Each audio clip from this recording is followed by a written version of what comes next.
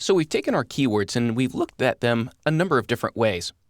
However, there's one way that is ultimately the most rewarding way to divide up your keywords and begin to understand the mind of the searcher. You see, regardless of your market, regardless of what kind of business you're in, people formulate their searches differently. And the better you understand the structure and formulation of those searches, the more apt you will be to come up with search optimization phrases on your website that may not be in the keyword list. But the better you understand the structure, the more prepared you'll be to deal with words that you may not have in your keyword research but need to be applied on your site. What I like to do here is divide up my searches based on the words that come before my keyword and after my keyword. Here's how I typically do this in the spreadsheet. I take my column B of searches, and I copy that, and I'll paste that over in column F.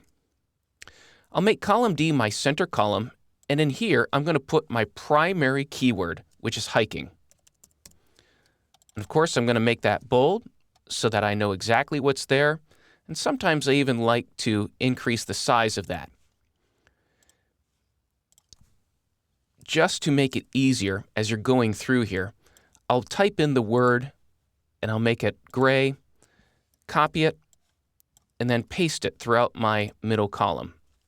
This just helps keep me in the mindset of what my main keyword is going to be, and it keeps it in the middle of all the thinking. Now I look at my first keyword phrase, which is California hiking. So that is a prefix, and I type in California. And then because there is no suffix, I leave that column blank. Now the next key phrase is California hiking trail. So I type in California as my prefix, and as my suffix is trail. And as you can see, it just goes on from there. I have Southern California hiking.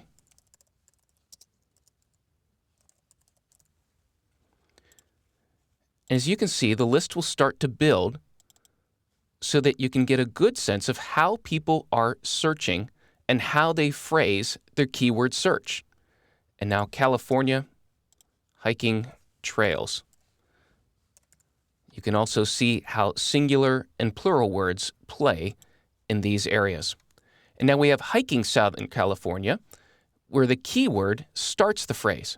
And so everything after the keyword goes into the suffix. Now as you start building this helps you keep in mind which searches are most popular because you've got those listed both for the prefix and the suffix.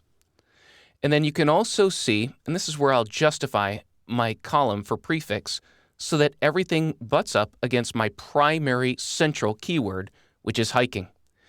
And already you can start to see a pattern appear. Let's go over and see one that is completed, and this is what it looks like. So I can see my phrase patterns start to appear where California and Northern and Southern California are my primary dividing lines in my hiking keywords. However, as I get out of the head of the keyword list, the more popular terms, I start seeing specific counties and locations in the suffix. So this helps me better understand the way to arrange a phrase. And if I have a page for a specific hiking trail in a specific county or location, this shows me that I can say Southern California hiking trail and then list the county or city that those trails are located in. This gives me a format to organize and optimize my keywords throughout my website.